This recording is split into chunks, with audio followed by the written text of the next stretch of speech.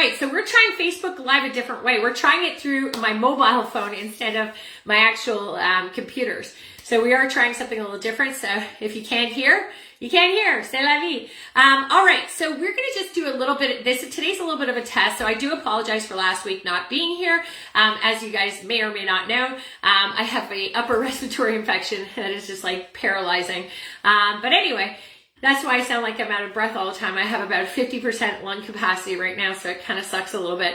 All right, so here's what we're going to be talking about. Okay, guys, there's a great concept that my coach talks to me about all the time, and it's called the gap.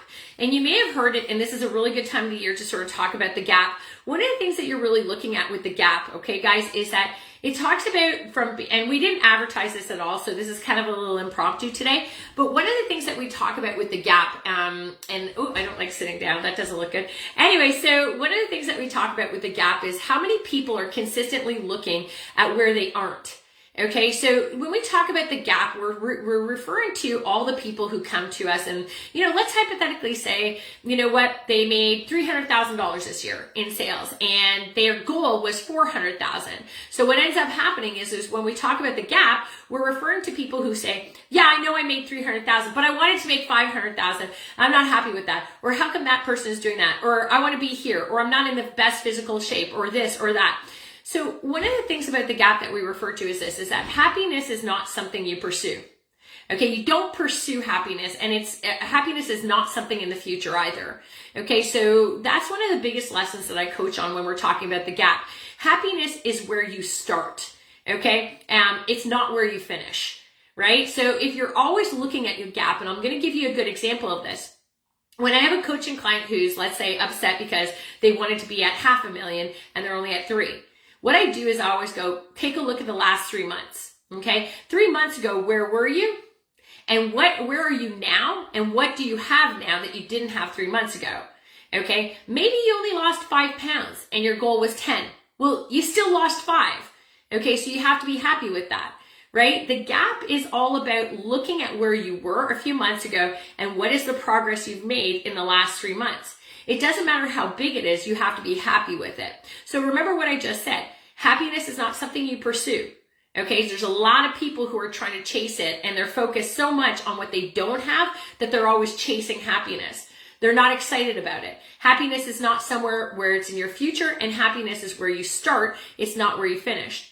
So one of the good things about focusing not on the gap is really about when you're focused on opportunity and you're thinking, hey, you know what? I'm really happy with where I am right now. It allows you to build new resources to focus in on.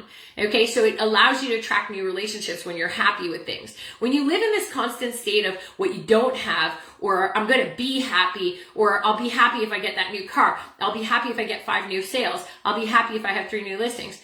Okay, that's about, again, that paralyzes you. It doesn't allow the brain or the body or the mind to start attracting new things.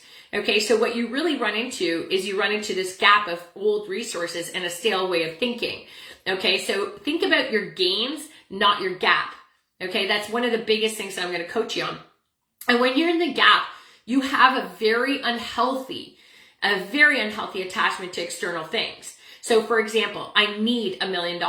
I need to get that job promotion. I need to be a certain shape. I need to win that listing. Okay, that's when you're stuck in the gap. Okay, focus on the gains, not the gap. Training yourself to be happy is an internal thing. So it really has nothing to do with anything external. You're competing against yourself. It's a single player game, as we like to say. Okay, whenever I'm measuring my own improvements or anything else like that, I might turn around and say, hey, listen, am I happy with where I am right now? I have to be, because where I am today is not where I was 3 months ago. Where I was 3 months ago, I have progressed. So am I happy with my gain, or am I focused too much on what I don't have, which is the gap? So happiness is a byproduct of realizing that you are actually the destination. Okay, so if you're happy, then you're going to always be focusing on your gain, not the gap. Okay, happiness does not and cannot come from anything outside of yourself. So sure, you can buy a beautiful sports car, but guess what? You're still going to be unhappy. You're still going to be unhappy, but you're not going to be unhappy if you're like 3 months ago or 20 days ago, I didn't have that sports car. I love my sports car. I'm happy with it. But happiness comes from inside. Okay, it's all you need to be happy is what's inside. And I know that that sounds crazy, but training yourself to be happy, again, is an internal process that you need to always be looking at. You're competing against yourself, as I said. So the best advice I'm going to give you, okay, which is really important, is that you have to visit your results often.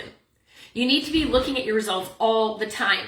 Too many people are so concerned about what they don't have today, or if they have a bad month, or what they should look like, or, oh, that person posted something on Facebook and they did better than me, or that person's having a great month, or that person has a better body, or that person has this, that person has the best life. No. Okay, you're focused too much on needing something or external stuff or what you don't have. Remember, if all you did is focus, I could do a list of things that I don't have.